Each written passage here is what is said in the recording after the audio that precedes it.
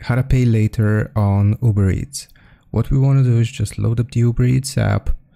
Here we will need to select account in the bottom right corner. After we have clicked on account, then we will go into our wallet and you will be able to see all of the different payment methods here. If we select add a payment method, and you might see Afterpay, or in my case we have Klarna.